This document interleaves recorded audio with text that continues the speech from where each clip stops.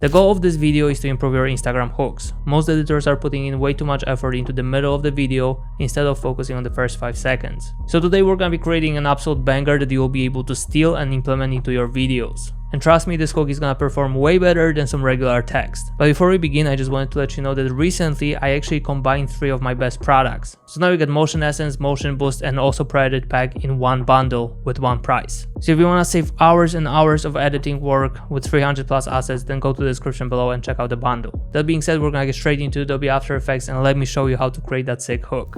Alright, we're back in software. Here I got the comp settings.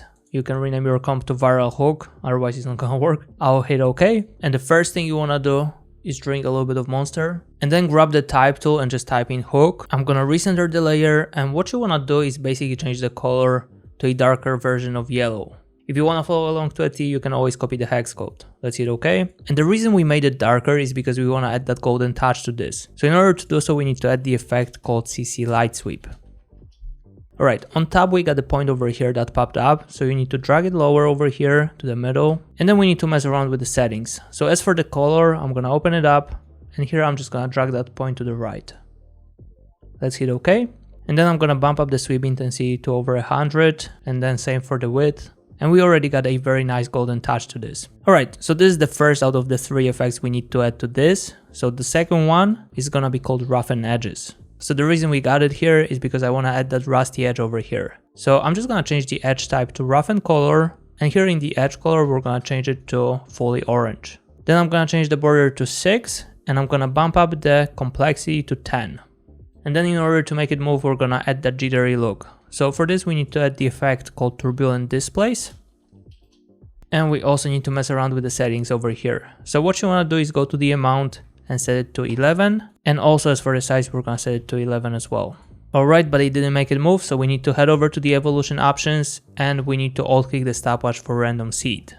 Here I'm gonna type in time * 7, I'm gonna click away, and as you can notice we already got that jittery look. Honestly, adding that jittery look to your animations or to the text is gonna make it look pretty nice. Kinda looks like from a cartoon. So yeah, I would highly recommend to use this effect. Alright, the next thing you wanna do is grab the pen tool and you wanna create a point somewhere here and then press and hold. Alright, and then what I'm gonna do is make sure to go back with this. Then you can hold Alt and grab that point. Okay, already starts to remind of an arrow. Then with that point selected, I'm gonna go back just like that.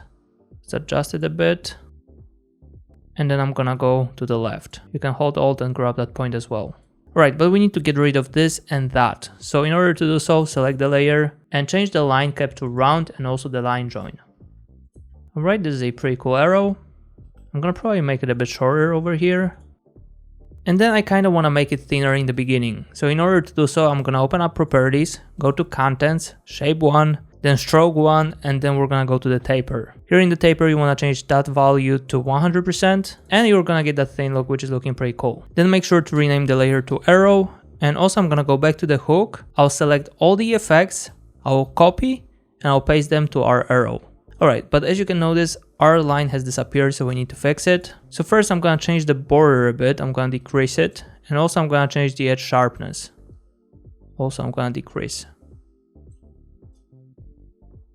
We got that burn look over here, which is looking absolutely fire. And then what you want to do is reveal the arrow with trim paths. So in order to do so, you want to open up properties, go to add, trim paths, and here I'm going to open it up and I'll keyframe end. Now with that keyframe, I'm going to go forward and I'm going to change it to 0% in the beginning. Right, so we're going to have something like that. I'm gonna probably easy ease the keyframes and I'll squeeze them in. And by the way, we got that jittery look exactly the same on both the arrow and the text. So what you could do is just go to the arrow and change the amount over here to 12 and size to 12 as well. And it's just gonna look a bit different. Alright, the next thing you wanna do is pre-compose these 2 layers separately. So I'm gonna right click on the hook, pre-compose, let's just call it hook. I'm gonna hit enter and I'll do the same for the arrow. Call it arrow, hit OK. Alright, that way we got 2 layers. And then we're gonna just create position keyframes for the hook. So I'm gonna hit Alt-Shift-P, go back, and change Y. Right, so that way we got something like that. We would probably wanna have a shorter movement. And then I'm gonna select both, hit F9, and in Graph Editor you can just squeeze the peak towards the left. I'm also gonna add opacity keyframes. And this should do. Alright, so now what we need to do is cut the text in half. So in order to do so, I'm just gonna grab the rectangle tool and I'll select the layer and I'll just trim it like that. And then what you need to do is just hit F on the keyboard and you wanna change the feather to 50. And then we're gonna duplicate the layer, so I'm gonna hit Ctrl D, I'm gonna hit M on the keyboard and I'll just click inverted. So that way we're gonna see the whole text, and also we can rename it to hook up. And this is gonna be hook down. In case if you wanted to have less keyframes, you can always delete these and just parent hook down to hook up. So the reason I did it is because I want to light up the upper part of the text. So first I'm gonna start with CC light sweep again, and I'll just find that point, which is here. Let's drag it lower. And here we're gonna leave the color white and we're just gonna bump up the intensity and also the width. Alright, something like that should do. And then what you wanna do is go again to hook up and we're gonna add deep glow effect. In case if you don't have deep glow, you can always go with regular glow. But deep glow is gonna make it look so much better. So what I'm gonna do with this is probably just change the exposure to 0.6. So it's not that intense. And now we wanna do pretty much the same thing but with the arrow. So I'm gonna grab the ellipse tool this time and I'll just cut it out like that. Maybe even lower. And then we're gonna duplicate the layer and we're gonna hit inverted on one of them. So this is gonna be arrow head and then this is gonna be arrow line. So now we're gonna take the effects we applied to hook up. So I'm gonna select these two, hit Ctrl C and Ctrl V for the arrow head. And now we need to change some settings. So for this, I'm gonna click on the light sweep and I'll just drag that point over here. Probably the intensity is a bit too strong over here, so we're gonna decrease it a bit. Okay. And also you might apply a little bit of feather, so we're gonna double click M for these two. And as for the feather, we're gonna set it to 20 and 20 here. A little bit softer here, nice. Alright, so that's how it's looking so far. And now what you wanna do is select all of them and we're gonna pre-compose.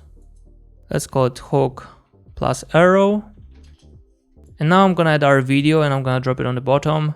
And now it's not looking that great, but we're gonna take it on a completely different level. So in order to do so, we need to add posterize time to this. So I'm just gonna set it to 16. So this is gonna give us that cartoonish choppy look. Pretty cool. Alright, the next thing you wanna add is the effect called radial fast blur. CC radial fast blur. So here you wanna change the zoom to brightest. And the next thing you wanna do is just change the amount to 100 and we're gonna keyframe it, then move forward and we're gonna change it back to 0. Alright, then we need to hit U on the keyboard and I'll hit F9 for these keyframes.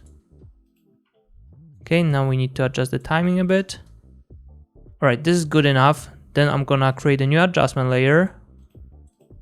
And then this is gonna be renamed to radial blur. I'm gonna add that effect.